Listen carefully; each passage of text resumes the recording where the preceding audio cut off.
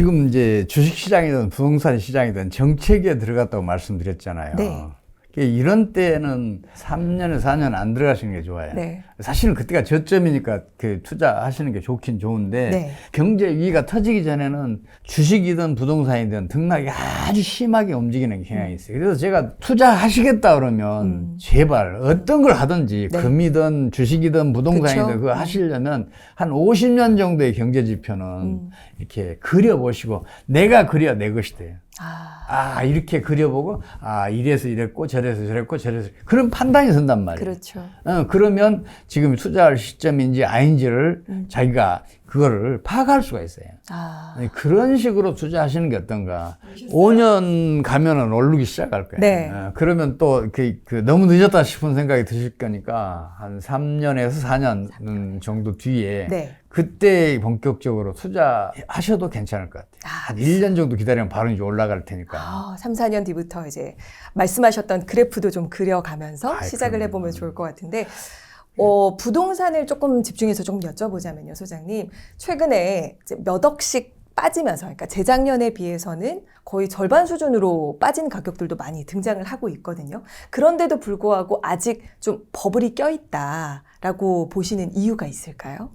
이미 부동산은 정체기에 들어갔는데 이 정체기에서 글로벌 금리가 우리 경제를 덮치게 되면 우리 부동산 시장도 더블딥에 들어간다. 네. 지금 떨어진 것에서 한 번 더 떨어진다. 이 말씀을 드리고 싶어요. 이제 그렇게 될 가능성이 높기 때문에 세계적인 금융위기가 언제 어디서 터져서 또 어떻게 우리나라에 덮칠 것인지 유심히 관찰을 하신 다음에 경제 활동이든 투자 활동이든 하셨으면 좋겠다. 이 말씀을 드리고 싶어요. 이 버블이라는 게 지금 현재 눈에 보이는 버블이라기보다는 한 번 더 금융위기가 덮쳐왔을 때 또 어디까지 내려갈지 모르는 그 위험성 때문에 경고를 해주시는 부분인 거죠. 그러면 굉장히 오랜 시간 또 시장에 계셨던 만큼 실제로 겪으셨던 건 어떠셨어요? 정부는 그 주기가 돌아올 때마다 또 어떤 대응을 했었나요?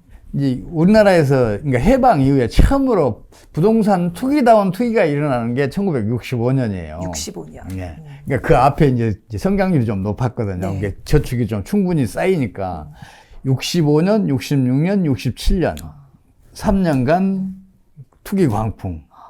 그리고 68년 패닉 붕괴 동시에 와요. 그 다음에는 정책이에요. 75년, 76년, 77년 10년 만에 또 투기 광풍이 와요. 네. 그리고 78년, 79년 붕괴가 일어나요. 네.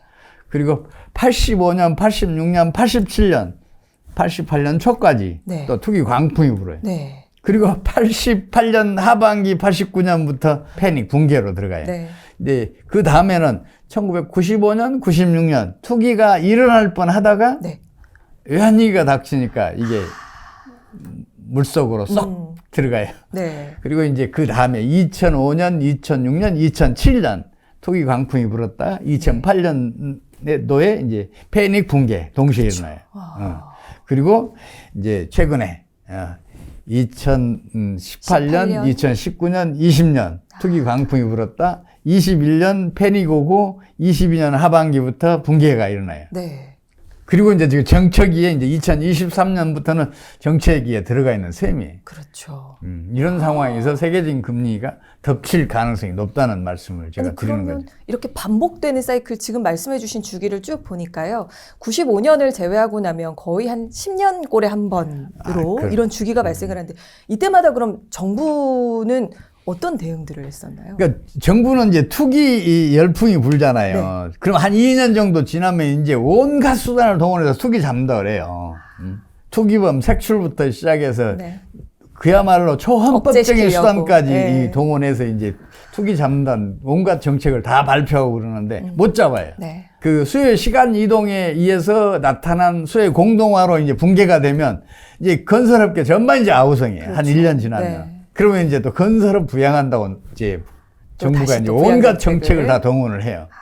건설업 부양한다고 지금 정부가 발표하고 있는 거 다 하고 그랬어요. 근데 그 붕괴 못 막았어요.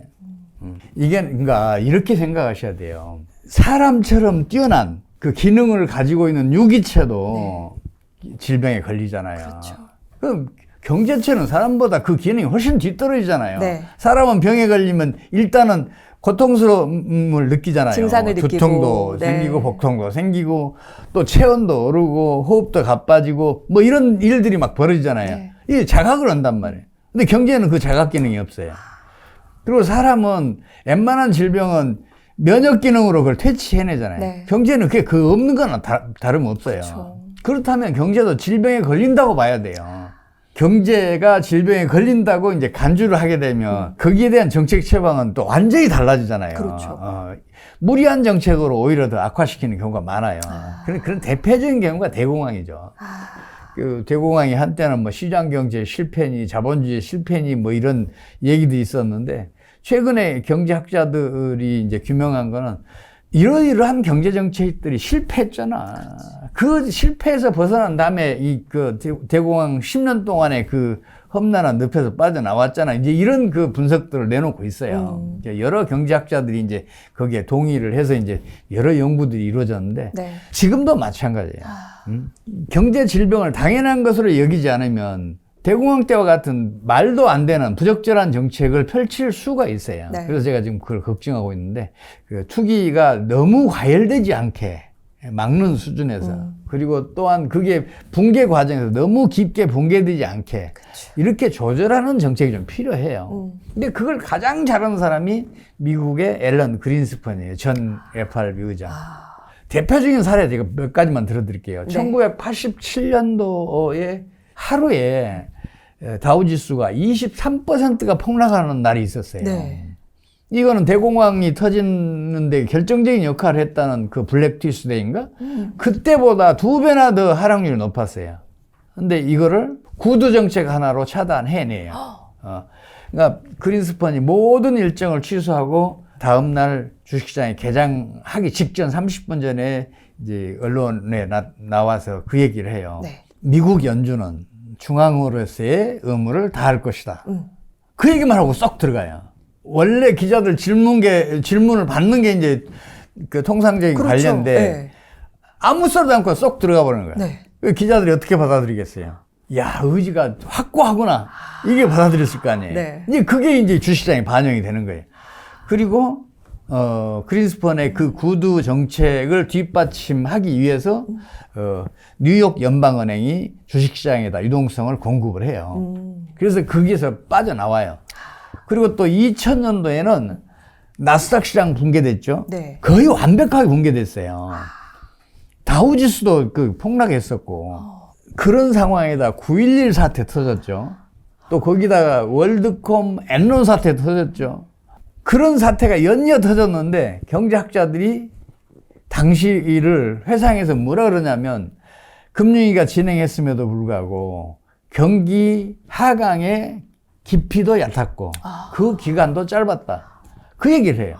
그게 어떤 정책 덕분이냐면 그 유명한 그러니까 미국의 요새 베이비 스텝 밟잖아요. 그러니까 금리를 미세 조정을 하는데 적기에 하는 거예요. 적기에. 그때 계속해서 뭐 어떤 사건이 터진다 그러면 0.25% 낮추고 또 어떤 사건이 터지면 또 0.25% 낮추고 해가면서 계속해서 사람이 좀 아프면 거기에 대해서 약을 계속 처방해갖고 그렇죠. 이제 그 낫게 하듯이 네. 그런 그런 일을 하는 거예요. 근데 이제 그런 그 정책 처방을 하는 그 방법으로 지금 현재의 그 어떤 생각들을 바꿔야 돼요. 그러니까 경제 질병은 어차피 가끔 한 5년 혹은 10년에 한 번씩 찾아온다. 터진다. 네. 그때마다 이러이러한 정책을 마련해서 대응하면 좋겠다. 이렇게 마련을 해놔야 돼요. 지금 소장님께서 경제, 질병이라고 딱 그 네 글자를 말씀하시는데 확 와닿는 느낌이 드는 거예요. 이제까지 그냥 경제 위기, 금융 위기라고 하면 좀 피부로 안 와닿았었거든요. 그러면 실제로 우리 경제가 질병에 걸렸다. 그러면 우리 같은 일반 시민들 같은 경우는 어떻게 되는 걸까요? 기업이든 개인이든 국가 경제가 그런 경제 질병에 걸리게 되면 어떻게 해볼 도리가 없어요. 그냥 그걸 견뎌낼 수밖에 없어요. 좀 무리한 투자 활동 뭐 이런 거 하지 않으시는 게 좋고 네. 또 수비적으로 신중하게 하는 게 좋고 미국의 고금리 강달러 정책 때문에 지금 우리 금융위기가 심화됐으니까 그렇죠. 이걸 우리가 역전을 시켜야 돼요. 미국이 자기만 살겠다고 고금리 강달러 정책을 펼치면 우리도 그게 대응할 수밖에 없어요. 그렇죠. 그래서 우리 기준금리를 하루빨리 1% 이상 끌어올려줘야 되고 우리 환율을 하루빨리 1,100원대로 떨어뜨린 뒤에도 매년 한 50원씩은 낮춰줘야 돼요. 근데 가장 큰 문제가 뭐냐면 우리 정책 당국이 환율이 오르면 수출이 증가하고 그러면 경상수지가 증가해서 네. 성장률이 높아진다. 네. 이렇게 믿고 있어요. 맞아요. 이론은 그렇게 해요. 경제학 이론 이렇게 말하고 있다고요. 근데 이거는 현실을 보면 완전히 틀렸어요. 이론과 현실은 종종 서로 안 맞아요. 네. 환율이 오르잖아요. 해외 바이어가 수출 가격을 깎아달라고 요구를 해요. 우리 수출업체는 반드시 응해요. 이 요구가 없더라도 우리 수출업체는 자발적으로 수출 가격을 깎아줘요. 더 많이 팔려고. 그뿐만 아니라 같은 물량을 수출하더라도 달러 가치가 올랐으니까 달러 베이스로는 수출 금액이 줄어들어요. 그렇죠. 그래서 환율을 오르면 반드시 수출은 줄어요. 이거는 단 한 번도 예외가 없었어요. 우리 역사에 무수하게 그런 사례들이 있어요. 반면에 환율이 점진적으로 하락하잖아요. 점진적이에요. 네. 점진적으로 하락하잖아요. 그럼 수출은 반드시 증가해요. 이거는 이제 이론적으로 설명 아주 복잡해요. 네. 여러 사례 중에서 한 가지 사례만 말씀드릴게요. 네. 2001년도 말에 우리나라 환율이 1,326원이었어요. 네. 이게 2006년 10월 달에는 899원까지 떨어집니다. 수출업체는 어떻게 되겠어요? 망할 지경이죠. 네. 망할 수밖에 없는 네. 상황이죠. 2001년 말에는 100달러짜리 수출했으면 13만 2,600원을 버는데 2006년 10월 달에는 9만 원도 못 벌게 됐잖아요. 그렇죠. 그럼 다 망할 수밖에 없는 상황이잖아요. 그럼 기업은 어떻게 하겠어요? 망하지 않기 위해서 몸부림친단 말이에요. 네. 그럼 기업들은 150달러짜리 새로 개발해야 돼요. 이거 갖고 안 돼. 원화 가치가 50% 정도 올랐으니까 물가도 오르고 뭐 임금도 오르고 막 그랬으니까 그 200달러짜리 개발해야 돼. 그 200달러짜리 개발하는 그 필사적인 노력을 기울이니까 기업의 경쟁력이 세계적인 수준으로 올라간 거예요. 기업의 경쟁력이 그렇게 높아지니까 국가 경제의 경쟁력도 높아져요. 올라가죠. 그래서 우리나라 경상수지 흑자가 그 뒤로 급격하게 증가를 해요. 그래서 2015년에는 우리나라 그 경상수지 흑자가 GDP의 7.4%라는 어마무시하게 그 금액으로 증가를 해요. 네. 제가 그래서 맨 그런 얘기를 해요. 기업은 망하기 때문에 강하다. 우리 정부는 망하지 않기 때문에 약하다. 제발 기업을 보고 배워라. 현장으로 와라. 책상머리에만 앉아있지 말고. 환율이 점진적으로 이렇게 하락하는 나라는 경제 번영을 누려요. 근데 환율이 점진적으로 상승하는 나라는 반드시 경제가 쇠락을 해요. 일본이 대표적이잖아요. 일본 같은 경우에는 1985년 플라자 합의가 성립한 이후에 240엔대 했던 엔화 환율이 2년 뒤에 120엔대로 떨어져요. 우리나라 같으면 어떻게 되겠어요? 지금 1,300원인데 650원대로 떨어지면 다중도 난리죠. 네. 근데도 불구하고 일본의 수출은 여전히 호조했고 경상수지 흑자는 대규모였어요. 이겨낸 거예요. 그 뒤로 이제 엔화 환율이 잠시 올랐다가 다시 95년도에는 이게 74엔까지 떨어져요. 최악의 위기 상황 아닌가요? 기업들은? 그 3분의 1 이하로 떨어졌어요. 그럼 우리나라 지금 1,320원대니까 이거 3분의 1은 얼마예요? 400원으로 떨어졌어요, 환율이. 그래도 일본 수출은 여전히 호조였고 경상수지 흑자는 대규모였어요. 그런 사례를 보고 성공한 사례를 보고 배워야지 왜 실패한 사례를 보고 배우는지 모르겠어요. 그 뒤로 일본이 유망했는데요. 일본은 계속해서 환율 상승시켜서 일본 그 수출업체들 이익을 보장해주는 정책을 펼치잖아요. 그래서 환율을 상승시켜서 수출업체 이익을 보장해주니까 일본 기업들은 필사적인 노력을 기울이지 않는 거예요. 그렇죠. 필사적인 노력을 기울이는 기업과 그렇지 않은 기업이 경쟁이 안 돼요. 목숨 걸면 누구도 못 이겨요. 이게 환율 끌어올리는 일만 제발 안 했으면 좋겠는데. 소장님 말씀을 좀 정리를 해보자면요. 부동산과 주식 같은 경우에 글쎄요. 아직 뭐 팔고 말고를 뭐 결정하고 이러기보다는 조금 안전하게 좀 보유를 하면서 보수적으로 대처를 하는 것. 그리고 현금 같은 경우는 또 그래도 기회를 좀 기다리면서 보유를 늘려가는 그런 안을 좀 생각해 보시면 좋을 것 같고요. 저는 소장님의 70세 대학 박사학위를 받으셨다는 얘기를 너무나도 감명적으로 들었어요. 이렇게 오래 또 연구를 하시면서 또 조언도 많이 해주시고 계신데 심지어 70세에 또 박사학위 받으시려면 또 얼마나 또 노력을 하셨을까라는 생각이 드는데 마지막으로 저희 월브TV 시청자분들께 조언 한번 남겨주시면 좋을 것 같습니다. 제가 이제 유튜브 채널에 이렇게 나온 것도 사실은 영광이에요. 나이 70에 이 박사학위 겨우 받은 사람이 어떻게 이런 데 나와서. 제가 이제 박사학위 논문이 경제병리학이에요.